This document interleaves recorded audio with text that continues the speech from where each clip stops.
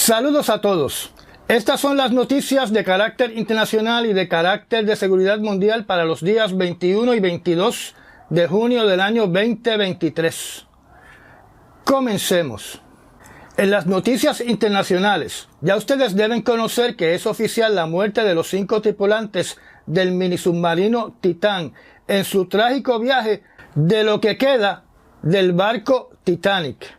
Las evidencias fotográficas que han presentado reflejan que el minisubmarino implosionó catastróficamente, que significa que su casco no pudo soportar las presiones de más o menos 365 atmósferas que existen a esa profundidad de sobre 12.000 pies debajo del mar, o más o menos 3.800 metros. En otras palabras, el casco del submarino sufrió una falla estructural catastrófica, donde las presiones lo aplastaron de la misma forma que ustedes han aplastado un huevo de gallina en sus manos hasta que revienta. Se desconoce en estos momentos si van a traer a la superficie todos los pedazos del minisubmarino y cualquier residuo de cuerpos humanos para una investigación formal de la causa del siniestro. Naturalmente, este evento va a pasar revista sobre la práctica de llevar turistas a los lugares más profundos del océano, pero tenemos que estar claros de que, aunque el minisubmarino Titán tal vez sea el único que estaba llevando turistas a las profundidades tan extremas, cientos de submarinos turísticos a través del planeta durante décadas han conducido sus actividades sin ningún accidente fatal que sea de mi conocimiento. Naturalmente, la inmensa mayoría de estos submarinos turísticos se mantienen a profundidades sobre los 200 pies de profundidad. Lo otro que se hace patente o que se confirma debido al historial de los accidentes con submarinos militares y ahora con este minisubmarino civil, es que las operaciones de rescate submarinas tienen casi, o se podría decir que tienen un 100% de probabilidad de fracasar. Dejando atrás las actividades extremas de los millonarios, que son muchas, y en todas ellas, a través de los años, han tenido fatalidades. Hablemos ahora del barco repleto de migrantes que se hundió frente a las costas de Grecia. Según la prensa asociada, las autoridades de Pakistán han arrestado a 7 pakistaníes con cargos criminales de tráfico de humanos, donde aparentemente estos pakistaníes participaron de forma directa al intentar introducir a Europa un número de pakistaníes que pagaron entre $5.000 a $8.000 para entrar al continente europeo, donde en esa travesía estaban a bordo de un barco que no tenía la capacidad para llevar tantos pasajeros y por ende zozobró en el mar Mediterráneo tratando de llegar a Grecia. En este siniestro, hasta el momento se han recobrado 82 cadáveres y se pudieron salvar 104 personas de nacionalidad egipcia, de Pakistán, de Siria y palestinos. Todavía se indica que hay entre 500 a 700 personas perdidas, tal vez dentro del barco, pero yo creo que es un estimado demasiado alto, porque este barco solamente tenía 100 pies de largo. Según los testimonios de los sobrevivientes, se dice que la travesía era de 5 días y que esta travesía fue un infierno, ya que a los pasajeros no se les daba ni comida ni agua, y que aquellos pasajeros que no tuvieran dinero para sobornar a la tripulación del barco, para salir a la cubierta superior, a respirar aire fresco, les daban golpes para mantenerlos debajo de cubierta en el interior del barco. ¡Qué cosa tan terrible! Ellos tratando de subir a cubierta para poder respirar un poco de aire fresco, y la tripulación los golpeaba para que no pudieran subir. A diferencia del minisubmarino Titán, hasta ahora no hay ninguna operación para encontrar el barco que puede estar a más de 10.000 pies de profundidad en el mar Mediterráneo. Según las informaciones, habían alrededor de 100 niños de diferentes edades en esta embarcación. Las calamidades no terminan ahí. Se reporta que 39 personas que buscaban asilo, donde entre ellas habían 4 mujeres y un infante, perdieron la vida ahogados en aguas del Atlántico cerca de las Islas Canarias. Que descansen en paz todos los que hoy están en el reino de Neptuno. En otros temas, comencemos con Israel. El día 20 de junio les hablé sobre el ataque por parte del ejército de Israel utilizando helicópteros de combate Apache en el campamento de refugiados y poblado de Jeni, donde murieron varias personas, incluyendo una joven de 15 años de edad llamada Sadil Nakniyeh. Los palestinos a su vez reaccionaron contra este ataque, donde 2 palestinos utilizando armas de fuego le quitaron la vida a 4 israelitas e hirieron a 4 más. Estos palestinos alegadamente eran parte del grupo Hamas. Y a su vez, los ciudadanos de Israel, no estoy hablando del ejército, atacaron 10 poblados de palestinos en Cisjordania. Alegadamente, los 2 palestinos miembros de Hamas fallecieron durante estos episodios de violencia. A esto se le añade que el ejército de Israel desató una serie de ataques para asesinar a 3 palestinos utilizando drones en Cisjordania. Y supongo que estos drones que se utilizaron para estos asesinatos son los mismos utilizados por Estados Unidos cuando quieren eliminar a una persona en particular, como por ejemplo al general Soleimani, eliminado en el aeropuerto de Irak por la administración de Donald Trump. Así que debemos estar hablando de los famosos drones Reapers. En reacción a estos asesinatos, los grupos armados dentro del pueblo de Palestina, el grupo Hamas y el grupo islámico de Yihad, ha prometido vengar estas muertes, incluyendo las ocurridas por los ataques con los helicópteros de combate Apache en el poblado de Jeni.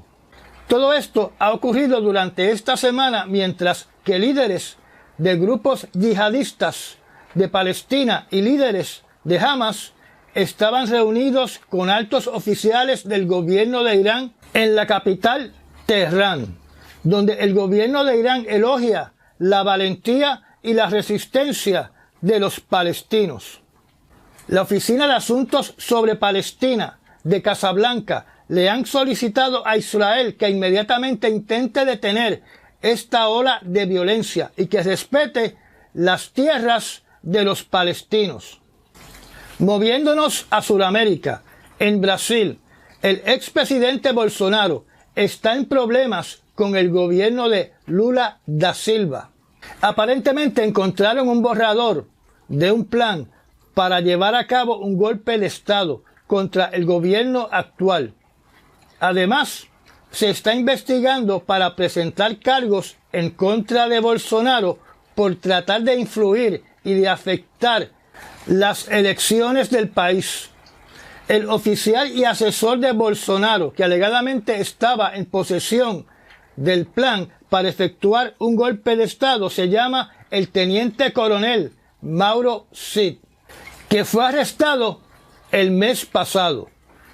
En Estados Unidos se está realizando la controversial visita del presidente de India, el señor Modi, que, como saben, se ha estado comportando de manera autocrática en contra de la libertad de prensa, contra BBC, debido a sus actuaciones como gobernador de la provincia donde el ejército, en un disturbio civil, le quitó la vida a sobre 1,000 musulmanes. La visita naturalmente es para expandir las relaciones económicas, no solo de manufactura, sino también de conocimiento tecnológico, donde también se discuten temas armamentistas. donde Estados Unidos siempre intenta de que India prefiera las armas de Estados Unidos y no las armas de Rusia. También tocarán el tema de Ucrania y el tema de las sanciones contra Rusia, donde India le está comprando petróleo a Rusia pese a las sanciones. Recordemos que Modi dijo recientemente, los problemas de Europa y de Estados Unidos son problemas de Europa y de Estados Unidos, no son problemas de India. Pero tenemos que estar conscientes que cualquier alianza con India es vital para la seguridad de la zona conocida como Indo-Pacífico. Recordemos que debido a la situación actual con China, India es una alternativa para la manufactura de compañías de Estados Unidos a un costo competitivo. Y de hecho, creo que les mencioné que mi teléfono Motorola está manufacturado en India. Se describe que el presidente Modi fue recibido en Casablanca con todos los honores. Esta visita de Modi a Estados Unidos ocurre cuando por primera vez en la historia de Estados Unidos hay dos candidatos presidenciales del Partido Republicano descendientes directos de ciudadanos de la India. En cuanto a lo que tiene que ver con China, un oficial del Ministerio de Relaciones Exteriores de ese país mostró su molestia reaccionando a que el presidente Biden en su último discurso en el estado de California calificó al presidente de China como un dictador, como un autócrata. Para él, las palabras del presidente Biden son absurdas y irresponsables, que insultan la dignidad política de China y no van de acuerdo con el protocolo diplomático y son una provocación política en contra de China.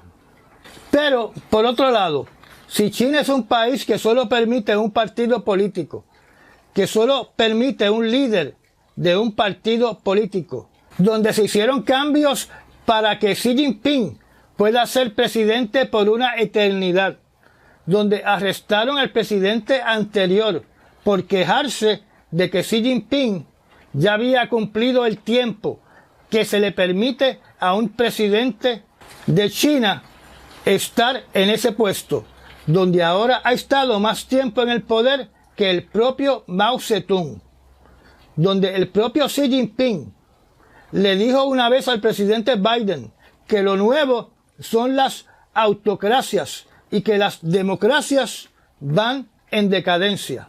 Pues entonces, basado en lo que acabo de decir, se cae de la mata que Xi Jinping es un dictador.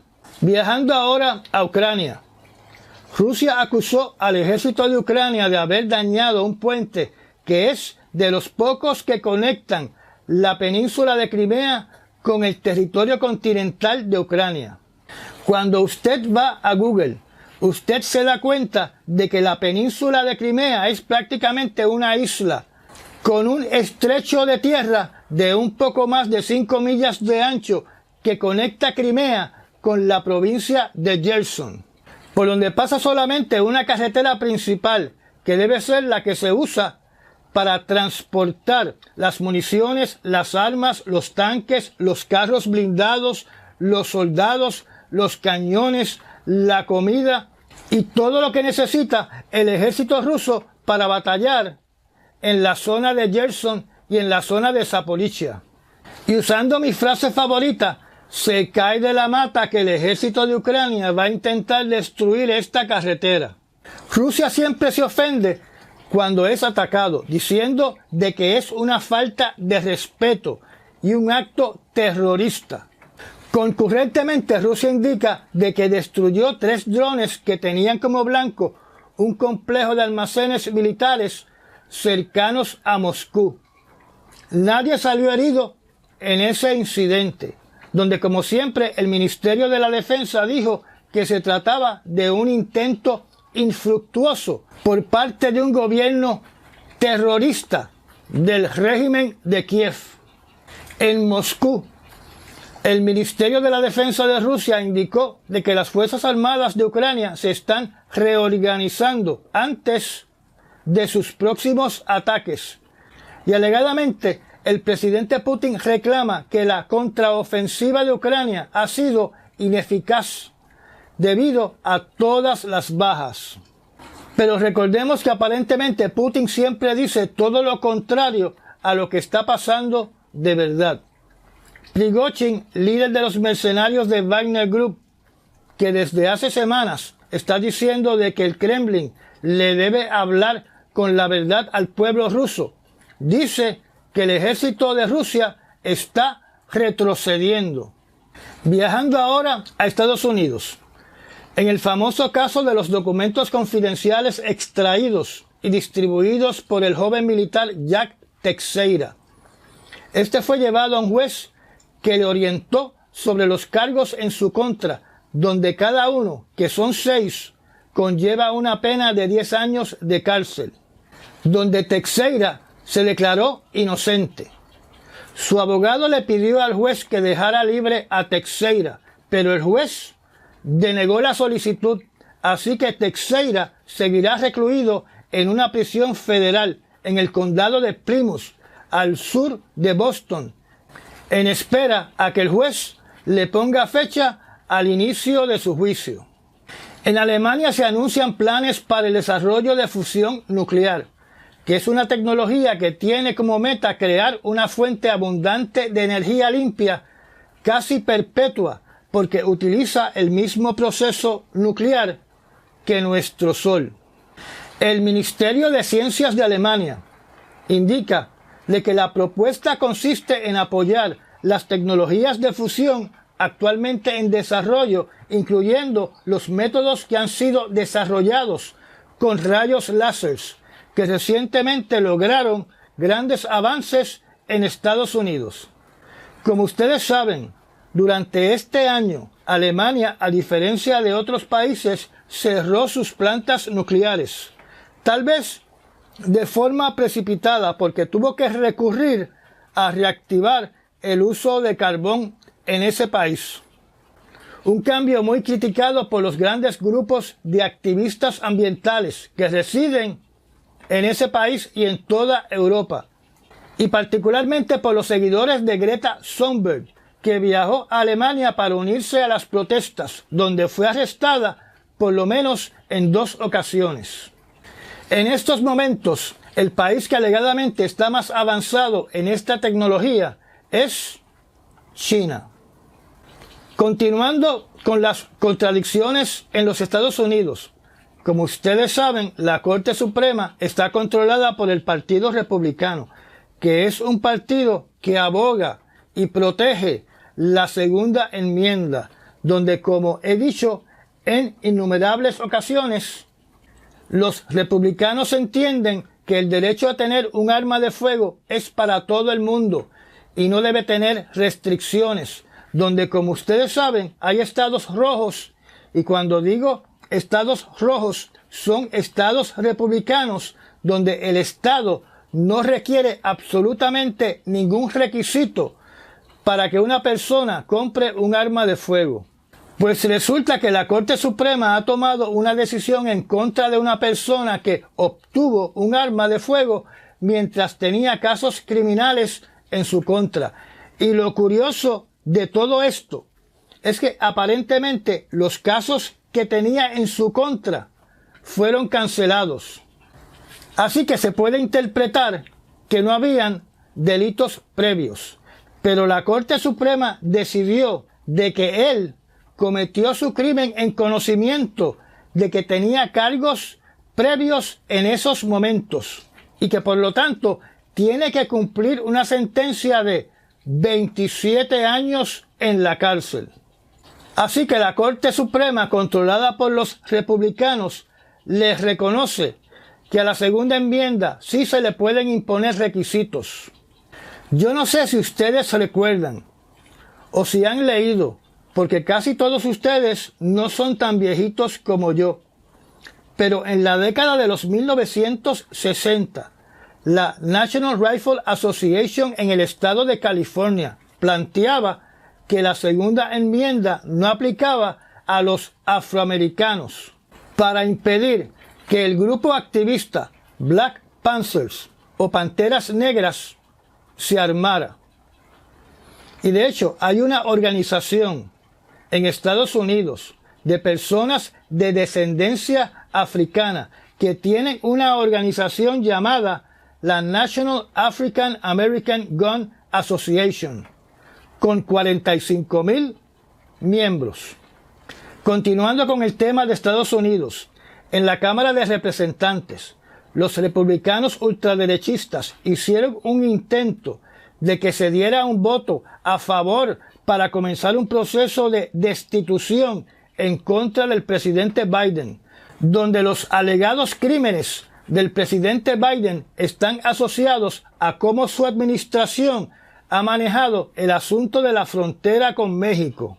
Se dice que esta votación tomó por sorpresa a los representantes, incluyendo al presidente republicano de la Cámara, donde la que empujó la solicitud de comenzar el proceso de destitución fue la representante Lauren Boebert, republicana del estado de Colorado. La Cámara de Representantes, en una votación de 219 a 208, decidió de que eso no era un tema importante en estos momentos. Así que se refirió el asunto a comités de la Cámara, donde no están forzados a tomar ninguna acción.